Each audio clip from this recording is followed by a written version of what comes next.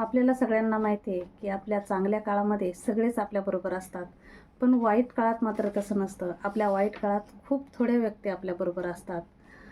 माझं असं म्हणणं आहे की आयुष्यामध्ये आपण सगळं काही विसरलो तरी चालेल, पण अशा व्यक्तींना कधीच विसरू नये जे तुमच्या वाईट काळात सुद्धा तुमच्याबरोबर असतात.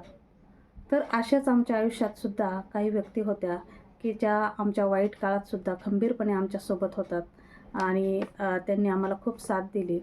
तर अशाच काही व्यक्तींपैकी एक म्हणजे आमचे मेहुणे संपतराव वाळुंजसाहेब. त्यांचा आज वाढदिवस आहे. मी पहिल्यांदा त्यांना वाढदिवसाच्या खूप खूप शुभेच्छा देते आणि त्यांच्या वाढदिवसानिमित्त त्यांच्याबद्दल कृतज्ञता व्यक्त करणारं मी एक पत्र लिहिले.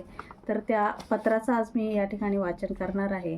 तर जेव्हा कधी ते हा व्हिडिओ बघतील तेव्हा त्यांना खरं वाटणार नाही, कारण आम्ही नेहमी अशीच थट्टामस्करी करत असतो आणि अशा काही भावना मी व्यक्त करू शकते असा याचा कदाचित त्यांना अंदाजही नसेल. तर बघूया आपण त्यांच्याबद्दल पत्रातूनच. आदरणीय दादा, सप्रेम नमस्कार.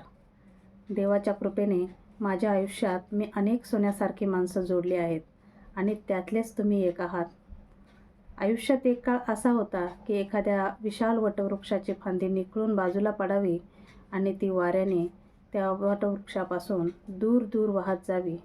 तसे आम्हीसुद्धा आमच्या कुटुंबापासून आणि सगळ्या नातेवाईकांपासून दुरावलो गेलो होतो. भरल्या घरात जन्माला येऊनसुद्धा नशिबी मात्र एकटेपण आलं होतं.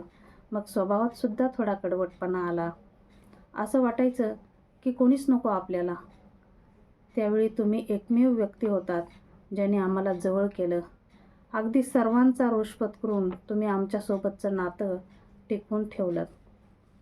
तुम्ही पहिल्यांदा घरी आलात तो प्रसंग आठवून मला अजूनही फार हसायला येतं, कारण आम्ही दोघीही बहिणींनी तुम्हाला ओळखलंच नाही. आता तुम्हाला ओळखलं नाही त्याच्यामुळं तुम्हाला घरात या म्हणण्याचा तर प्रश्नच नव्हता. मी तर तुम्हाला बराच वेळ बाहेरच उभं करून ठेवलं. नंतर मग बहिणीने ओळखलं थोडं अंदाजाने आणि तिने मला सांगितलं की आई शेतात एका ठिकाणी कामाला गेली होती, तर तिला बोलवून आण. मी पळत पळत गेले आणि आईला बोलवून आणलं आणि तिला सांगितलं की घरात कोणतरी अनोळखी व्यक्ती आली आणि अख्खीने त्याला घरात घेतले. तर आई लगबगीने घरी आली आणि तुम्हाला बघून हसायला लागली. तर तेव्हा तुमची आणि आमची ओळख झाली आणि ती आजपर्यंत जशीच्या तशी आहे.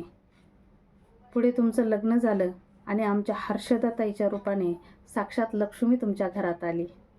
तिचीसुद्धा आमच्याबरोबर छान मैत्री झाली आणि नात्याची ही वीण अजून घट्ट झाली. तुम्ही दोघांनी खूप वेळा आग्रहाने आम्हाला घरी बोलवलं. एखाद्या माहेरवाशिनीप्रमाणे आमचं आदरातिथ्य केलं. त्यामुळे नात्याने जरी तुम्ही आमचे मेहुणे असले तरी आम्हाला मात्र नेहमी तुम्ही आमच्या मोठ्या भावासारखेच वाटता. आपल्या सगळ्या नातेवाईकांमध्ये तुमची सर्वात हुशार, कर्तृत्ववान आणि श्रीमंत म्हणून गणती केली जाते. पण तुम्हाला मात्र या कशाचाही गर्व होत नाही. आपल्या बुद्धिचातुर्याच्या बळावर तुम्ही अनेक पदांवर कार्यरत आहात. एक यशस्वी उद्योजक म्हणून सुद्धा तुमची मोठी ओळख आहे. एक सांगू का, तुम्ही जेव्हापासून गाई आणि म्हशींचा गोठा बांधला तेव्हापासून आम्ही तुम्हाला आमचा म्हशीवाला मेहुणा म्हणूनच संबोधतो. एवढा पैसा, प्रतिष्ठा आणि प्रसिद्धी असूनसुद्धा जमिनीवर चालणं आणि माणसं जपणं फक्त तुम्हालाच जमलं. तुम्ही नेहमी सर्वांशी मिळून मिसळून वागता. सर्वांच्या सुखदुःखांच्या प्रसंगांना आवर्जून हजेरी लावता. गावचे उपसरपंचपद मिळवून तुम्ही राजकारणात सुद्धा पाऊल टाकलं आहे. मी तुम्हाला मस्करीत भावी आमदार म्हणते, तेव्हा तुम्ही मला बोलता की आम्ही फक्त नेते भक्त. खरं सांगू का, तुम्हाला आमदार झालेलं बघायला आम्हाला खूप आवडेल. तुमची ही राजकीय कारकीर्द भरत जावो, तुमची सगळी स्वप्न पूर्ण होत आणि तुम्हाला आरोग्यमय उदंड आयुष्य लाभावे हीच ईश्वरचरणी प्रार्थना. आणि आमच्या पूर्ण परिवाराकडून मी तुम्हाला वाढदिवसाच्या खूप खूप शुभेच्छा देते. धन्यवाद.